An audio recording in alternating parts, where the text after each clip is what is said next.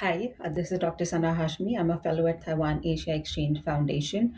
So, everybody has been talking about the US Israel Iran war and, of course, the closure of Strait of Hormuz. But there is something that's very interesting that has been happening, and there's not a lot of attention on that. And that's China's engagement in South Asia. So, earlier this month, China's Ministry of Commerce announced that China's trade with South Asian countries had crossed US $200 billion for the first time last year in 2025. And that's actually a 10.7% increase year on year.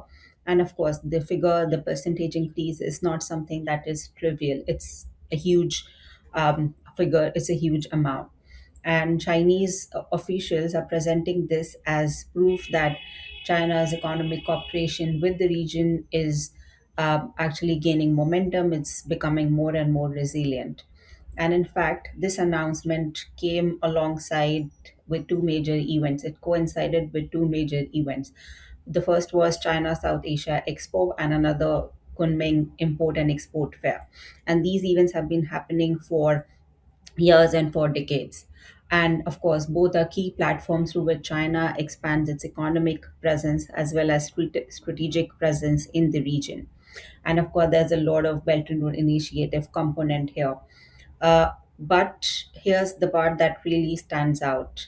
And this is something that I encountered when I was digging information, Chinese discourse on China's engagement in South Asia, that India was basically missing from the picture.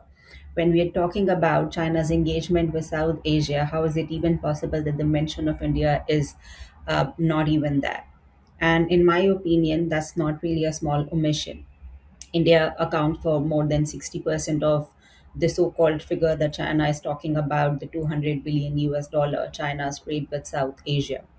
And of course, this year the trade imbalance is going to be between China and India is going to be 100 US dollar, and the trade between India and China this year is going to be over 120 billion US dollar. So of course, it's no one's guess that the major chunk of this 200 billion trade is primarily with India. So when China is talking about trade with South Asia, it's actually China India trade. So leaving India out of the discourse and leaving India out of the figure is then the mention of India is actually not accidental. It points to a broader pattern in how China is framing the region, one where India's actual weight is separated from how it is talked about. India is the most pivotal South Asian country. So I feel there is this idea where China is trying to establish a narrative about South Asia and China, South Asia, where India is not present. But of course, the reality is very much different from the narrative, from the projection of that narrative, which raises a simple but important question. Is China really trying to imagine a South Asia without India? And if you look at Chinese academic and policy discussions, the online discussion, the commentary that is there on the Chinese internet, we start to see how this works. For instance, Lin Minwang from Fudan University, who is a scholar on South Asian studies, describes India as a complex and volatile power in South Asia. Now, even if that volatility is framed as coming from the region, it still helps justify building regional framework that do not really rely on India. And that is the perception, that is a projection from the Chinese side. Because India is not volatile, it is India's neighbors, it is the region that is volatile. So, of course, the wording, the terminology is something that we really have to pay attention to. And we can also see this in practice. So, take a recent high level dialogue, track 1.5 and track 2 dialogue that was organized by Shanghai Institute of International Studies. So it brought together scholars, officials from China, Bangladesh, Maldives, Nepal, Pakistan, Sri Lanka, and of course, who was not there? India. Is it intentional? Most probably it is intentional. So the focus of that dialogue was pretty clear. The policy recommendations from that dialogue were that China has to deepen cooperation in trade, infrastructure, security with South Asian countries, while also pushing flexible arrangements like trilateral and multilateral partnership. And of course, this is something that India has been doing for a number of years. India has established trilateral arrangement with a number of countries, and of course, Quad is there. So I would really say that this is replication of what India's policy has been in terms of regional cooperation. Then, of course, at that dialogue, there was an emphasis on the Belt and Road Initiative projects and building tighter economic corridors. And of course, without India, because India is not a signatory, India does not really endorse the Belt and Road Initiative projects. So, in other words, this is about creating parallel structures, ones that function without India, at least for China. This is an attempt from the Chinese side. Now, on paper, these initiatives are framed as inclusive, development focused, and the usual Chinese language, such as win win cooperation. But in reality, they could actually, from Chinese perspective, they think that they could reshape regional cooperation in ways that limit India's role and influence. So, if you dig deeper, there's also a historical angle to this that's being discussed on the Chinese internet. So, some Chinese narrative trace the current dynamic back to colonial era geopolitics.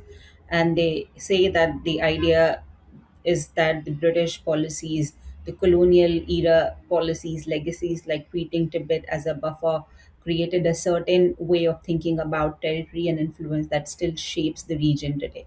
And in this framing, India, they believe that Indian elites, Indian policymakers see South Asia as its natural sphere of influence, while China position itself very differently, at least that from India. This is what the perception is. And then you also see this reflected in popular Chinese commentary. So one commentator asked why, out of the seven countries around India, five seem closer to China.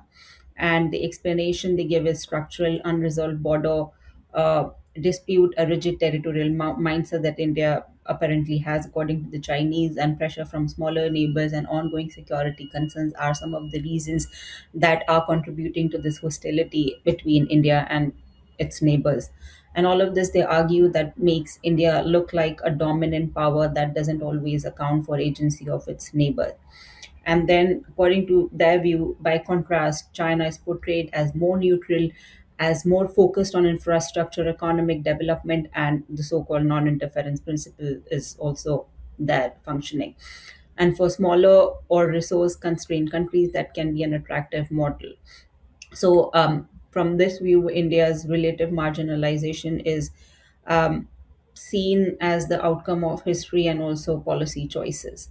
But that's only part of the story. There's also more strategic layer here, and Chinese discourse increasingly cast India as a regional hegemon, sometimes even a disruptive actor in the region. And that kind of narrative makes it easier to justify leaving India out of the discourse, out of the regional initiatives that China has been propagating. And it can also shape how other countries in the region perceive India.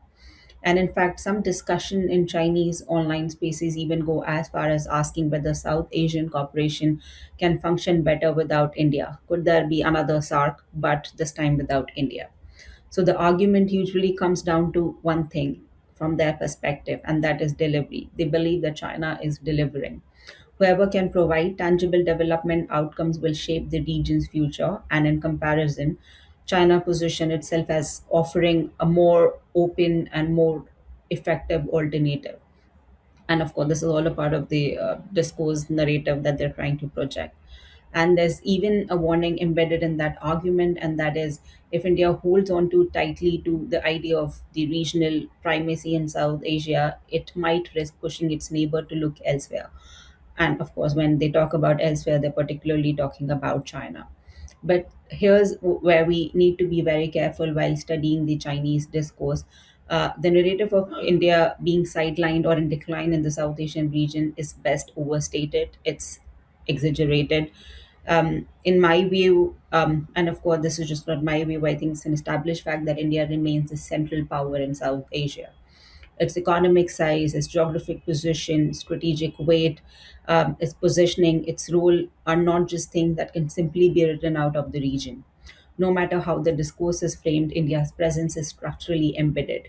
So, no matter what China wants to do, and no matter how much China wants to take advantage of the perceived hostility between China and between India and its South Asian neighbors, I do not really see that India is in decline or India is power, India's position could actually be challenged by China.